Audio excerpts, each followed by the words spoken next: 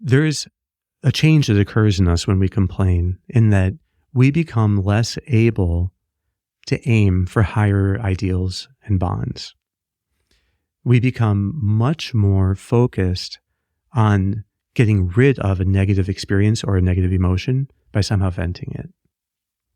Unfortunately, that hyper focus on the negative that happens in a little microdose when we complain, that starts to change the brain to be better at noticing negative things. And you're going to feel a greater urge to vent that in the future. So you get this negative processing bias. Before we get started, if you enjoy these episodes, you might want to explore more at optimalwork.com. Our website offers unique content, tools, and exercises to help you thrive at work and beyond. We have an in-depth masterclass which covers our entire theory of growth. We have daily recommendations for personalized advice, and we have a platform to help groups and organizations learn and practice optimal work together. You can get a free trial at optimalwork.com. Now let's get started with today's episode.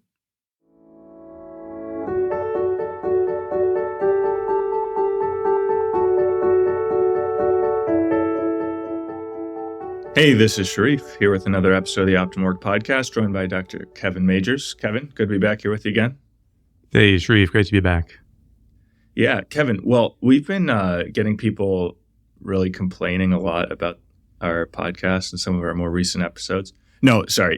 People requesting that we do an episode on complaining because we have a unique take on that. I think we mention it at various points in different episodes, and we also mention it in the masterclass on optimalwork.com. But we've never really done like a full deep dive into complaining. So I'd love to do that today. What do you think? Hey, it sounds great to me. Yeah, great. Well, I think at some point we have to give a definition. Maybe we can. Why don't we just start with the definition? Let's just put it out there, and then we can look at some examples and some counterexamples and kind of see how it works out. So, right. What is actually complaining? Yeah, it's interesting. If you were to say that the people telling us how we could improve the podcast, if we were to call that complaining, then we would be in trouble, because then you could never help people to grow. You could never make things better. So I think of complaining as the futile expression of impatience. Impatience is the unwillingness to suffer something. And futile is important because if there's something that needs to be corrected, then expressing that it should change is perfectly appropriate. But when people complain, as we define complaining here, there's always an element of futility to it. So like if you're complaining about the weather, well, obviously that is any kind of negative commenting on the weather, in my mind, would be likely to fall into this complaining, because it would be the futile expression of impatience. That, I wish it were not raining so much. I wish the sun would come out. I wish it were warmer for the cookout and so on. So, Kevin, I think complaining is one of those things that people can sometimes justify or like maybe convince themselves or try to convince other people that when they're doing it, it's actually a good thing. So I wonder if we could jump into some of those kind of justifications for it that people sometimes give. And I think that will maybe help also make this definition a little bit more clear. So, I mean, one to me is that it's like, okay, I'm in a difficult situation and complaining about it just helps me kind of get through it. Have you ever heard that before? Yeah, absolutely. What's your take on that? I think sometimes people need some validation that the way they're seeing things is in fact right, and that this shouldn't be happening. So I know if someone's boss is nitpicking their performance, in front of other people, and then you'd talk to a coworker and like, well, I don't get it. Why are they doing that? This is so annoying. And well, okay, that would be perhaps futile, because you're not changing the boss's behavior, you're not helping that boss, and is expressing impatience. But then again, if it was really just trying to be coming to the right understanding, like, am I seeing this right? Is this the way you're seeing it? Then it wouldn't be really futile. It'd be reality testing. That's an important thing. So sometimes we can share our views on things just to see, okay, are you seeing it the way I'm seeing it? Maybe that helps us to then come up together with some kind of solution. Or maybe if you're, thinking of like a spouse, one spouse comes home, the other's been with the kids all day. Well, the one who's been with the kids maybe is going to tell all the things that were hard that day. And that's to be getting some validation of the effort that they're putting in, and perhaps some guidance. But also it can be a period of bonding that the two spouses are talking about their children. So, but again, if it's really this idea that there's like, if it's punishing the one who's not home all day, by showing them, like how much you're suffering, it seems to me like that's classic then complaining, where it's the futile expression of impatience, that you're unwilling to suffer the reality of the situation. And then you have this futile way of expressing it. Before we continue, a brief message. If you're benefiting from these discussions, please hit like and subscribe to our channel.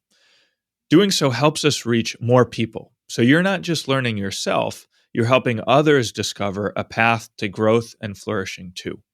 Thanks so much for your support. Enjoy the rest of the episode. Yeah. What if people say it's harmless? So let me give you an example. If you're, a consultant or something, and you're working on a project, and then you have to make these revisions to it, and the client is really kind of demanding and detail-oriented, and they want it done in a particular way. So then you have to stay up late with a colleague to work on it kind of all through the night to make sure it's ready early tomorrow morning.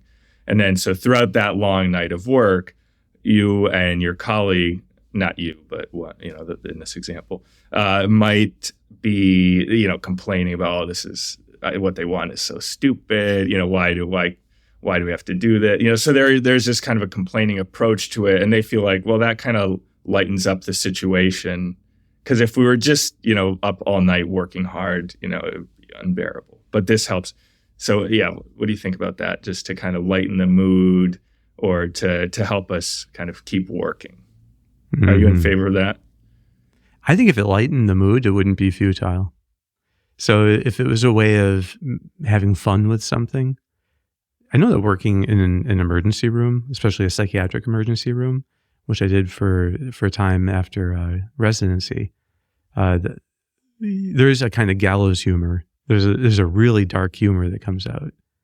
But I have to say, it never felt like complaining, because it was a way of, sometimes the situations are so absurd. So sometimes when you're pointing out the absurdity of something and kind of laughing about it, that seems to me like it could be serving a good purpose. And one way you could tell is that it wouldn't actually sour the mood. I think that it's an essential feature of complaining that it makes us more unwilling to suffer the experience we're having, not less unwilling. So if two people admit that something is really hard, it could actually make them more willing to suffer it together. The fact that they're both in it, the fact that they're working together here, they acknowledge the sacrifice each person's making, that could actually make them more willing to engage the sacrifice. Maybe they remind each other of why they're doing it, of the importance of this, of the desire to do it well. So it could be the kind of arena for refocusing. But if we're merely this kind of, especially if it's repetitive, because I think, this kind of, because it's so futile, the expressions of impatience tend to be repetitive as well. And you can tell that they start to sour the mood. So if a complaining is a kind of fixation on the negative aspect of an experience, implicitly excluding other ways of seeing it. So you lose the sense that this is an opportunity. So you could ask yourself, can you imagine someone maintaining, imagine anyone who has a really great spirit of service. It could be a clerk in a shoe store having a great spirit of service.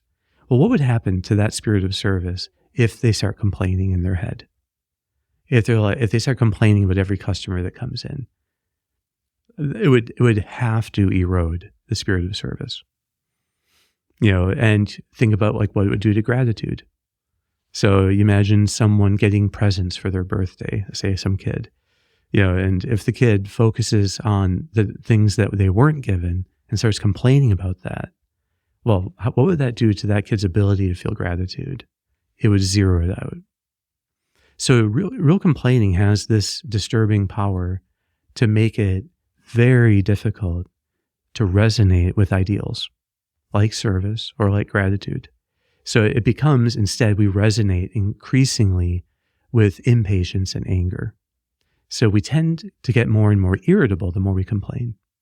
And it's a vicious cycle, because if complaining is chronic, you end up with an enhanced ability to see the things you complain about. This is called an enhanced negative processing bias. So more and more things then seem negative to you. So that's the danger with impatience. It just multiplies, in fact, the things that you suffer, because it adds the suffering of unwillingness to whatever the objective suffering involved in the situation already is. It just makes it that much harder to accept. So, Kevin, I want to run some last excuses for complaining that people might give by you.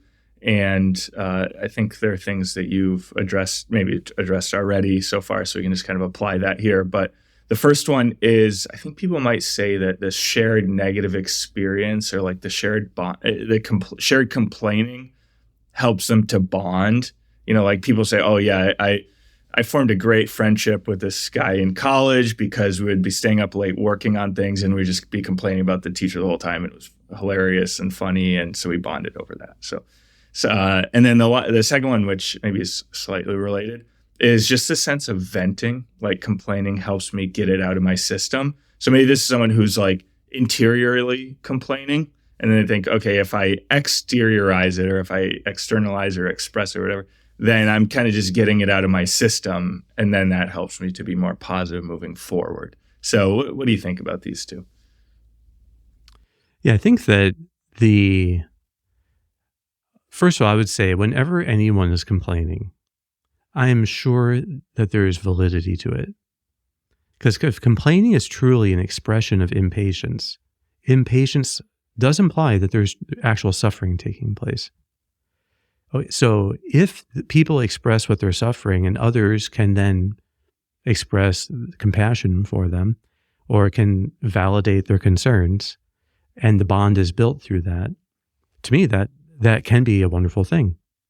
Now, I think in general, if it's this kind of repetitive complaining with people that you already have bonds with, is probably less of a factor in building the bond. Because the negativity itself is like, as far as the negativity goes. Now, if it's the occasion for the other person to be generous and to offer you encouragement, to offer you support, then I could see that as being good. And then it wouldn't really be futile, because you're expressing what you're suffering with the hope of getting someone else to help you with it. And you're kind of wanting to be bondable. But my guess is that when we're talking about chronic complaining, we're not talking about people who are bondable at that moment. We're not talking about people seeking bonds. It's more the venting of the negative emotion. So chronic complaining is going to be more that second part, which is people think that it's helpful to vent. But if Aristotle has a great discussion of this in the Nicomachean Ethics, where he's talking about being good-tempered or meek as this mean between two extremes. And the one extreme, you have the people who are excessively angry.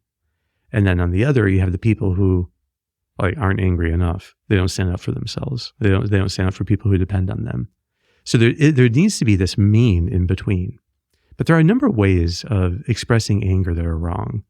And I think that the idea of venting, almost always, it's not expressing anger to the right person. So, if you imagine something like your neighbor sets up a sprinkler and then it's getting your patio furniture all wet.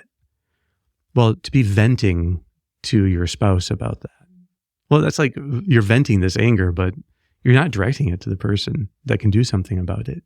It'd be better to turn that into some kind of constructive request to the neighbor, just to let them know that they're getting your patio furniture all wet. But just an example, so venting is typically not done to the person who could do something about it. And venting's goal is more about releasing anger. Typically it's anger, because the highly irritable is one way people can have anger problems. And they're just kind of ticked off about everything. And so I think that the more people then vent these little things, the more easy it becomes to vent, and the more the negative processing bias develops to notice the things that you would be annoyed by. That we can never separate behavior from our own physiology. And a great example of this is the idea of thalamic gating. But thalamic gating is it's the whole mechanism whereby your thalamus determines how much you notice something.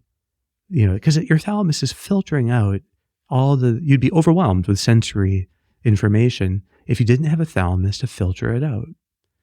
But your thalamus is very closely tied to your amygdala.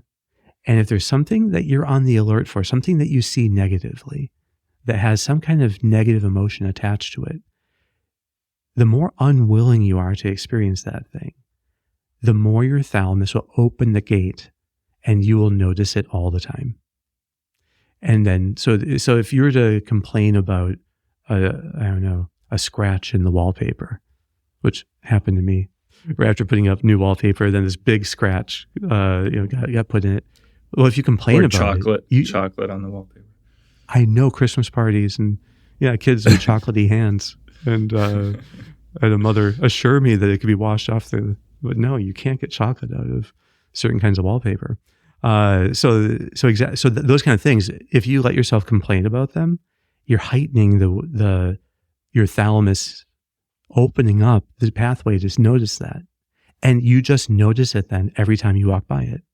It takes up more, it'll interrupt whatever thoughts you're having, whatever you're doing with this, hey, notice this, the scratch is still there. So fortunately I intervened and no chocolate hands got put on the wallpaper. But anyway, so there's this sense in which we're shaping what we notice by what we talk about, by what we ruminate on in our mind. Complaining only adds an additional suffering to whatever the negative thing is that's in reality. That's why when someone has an urge to complain, if I were with them, I would be completely validating, yes, this is something that's annoying, or this is something that shouldn't be. But the expression of impatience is different. It's like saying, oh, but I'm unwilling to have it. And that unwillingness adds to the suffering. Yeah, Kevin, okay, I guess we have sometime 10 minutes or something. But I have 3 things that I want to do in the remainder of the episode. So first, I just want to run a quick definition by you, because we earlier defined complaining as the futile expression of impatience. And it occurs to me that maybe in other places we've talked about reframing and complaining as opposites. And we define reframing as widening the context in which you view a future situation. So I wonder if complaining also has this sense that you're narrowing the context. Yeah. And I think deliberately narrowing it. Yeah. So I think that that's more of an effect. But what happens when we're expressing this, like we're focusing on impatience, we're focusing on what we are unwilling to experience.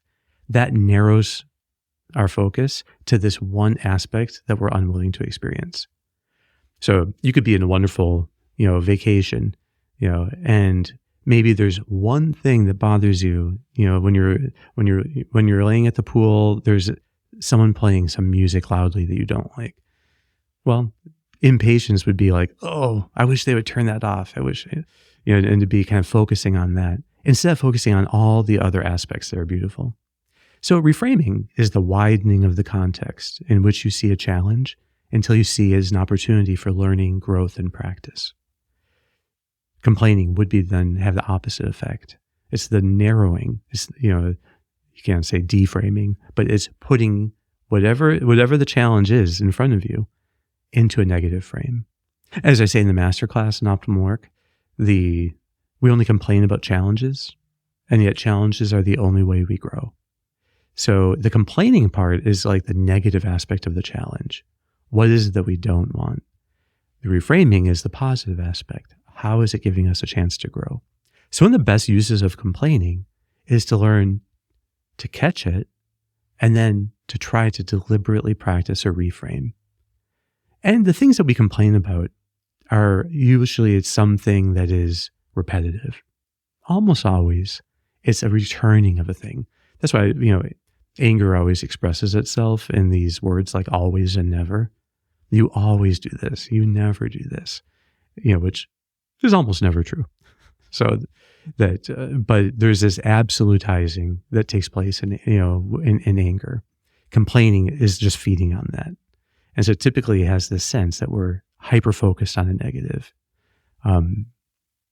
So I think learning to practice in advance a reframe can be very helpful. What would I be likely to complain about today? Then practice in advance, coming up with one way you can see that thing could give you an opportunity to grow. At the very least, complaining gives us a chance to practice patience. So I like to say that impatience is like wine, and patience drinks it.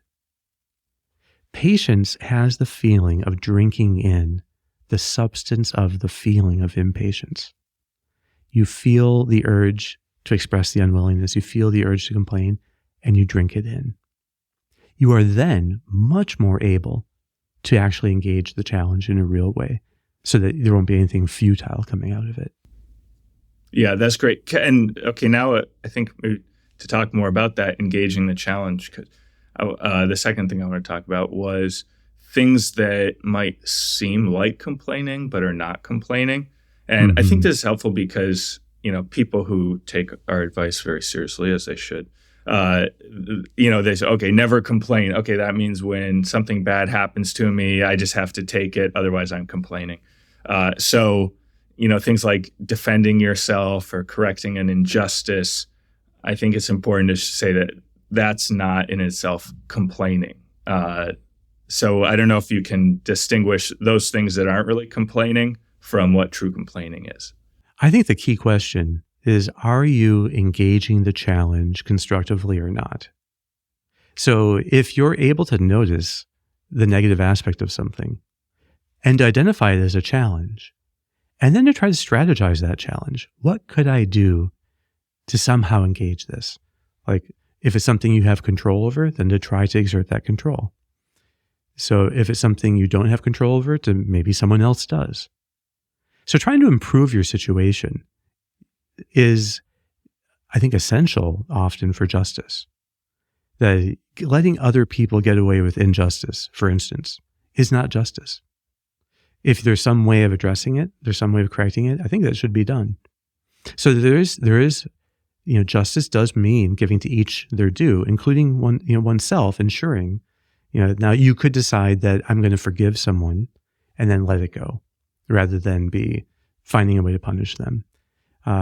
This is where it's interesting. Aristotle, talks about this, and that the virtue of being good-tempered seems actually a lot like, in some cases, like it seems to be closer, in fact, to people not standing up for their rights, because meekness very often does lead people to try to be forgiving. So, and to forgive things rather than to avenge things. So then it could look like people who are not standing up for their rights. Maybe the difference is that the good-tempered person can admit that they do have a right and that they would be okay with addressing it. Like they're okay addressing the challenge assertively. But in this case, they're going to let it go. And so I think that there can be a sense that if there is a ceding of one's rights, it's done voluntarily. And it's not done out of a sense that they're afraid to speak up or afraid to stand up for themselves. But the question really is, are you addressing the challenge in a way that brings out your best? And sometimes that does mean being forgiving, even though you could have justly claimed to, redress it in some way. Yeah, that makes sense. Okay, Kevin, last question. I'll just give you an opportunity because we've touched on some of the negative consequences of complaining. I mean, it leaves the challenge unaddressed, and various other. But I wonder if you would just want to kind of pile on why you should not complain. Here are some of the negative effects. I would say that there's a change that occurs in us when we complain, in that we become less able to aim for higher ideals and bonds.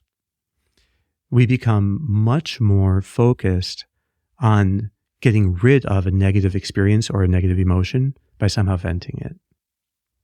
Unfortunately, that hyper focus on the negative that happens in a little microdose when we complain, that starts to change the brain to be better at noticing negative things.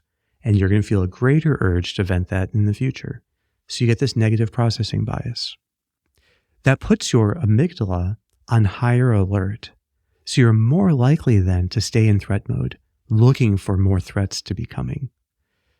That means then that you're going to tend to have chronic sympathetic activation, which means high cortisol levels. High cortisol levels can be very deleterious to your health. For instance, people who have trouble controlling their anger have measurably higher cortisol, and they are much more likely to have slow wound healing than others. And it's because the cortisol itself changes the wounds so that the flesh there releases more inflammatory cytokines that keep the flesh inflamed. So the body has trouble healing in the presence of cortisol. Cortisol is meant to help us get through a very tough time, to get through something, and it shuts down the immune system. There are ways in which then these chronically negative appraisals even seem to influence the behavior of natural killer T cells. So turning down their activity. So we're less able to benefit from vaccines, less able to fight off viruses, potentially less able to kill cancer at early stages within us. So these chronically negative emotions, which is what complaining fosters, can in fact multiply our sufferings.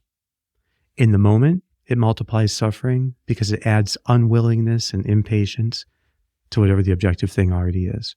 But in the long run, it in some ways is like a self-fulfilling prophecy, that it brings about so many of the bad outcomes that we would want to have avoided in the first place.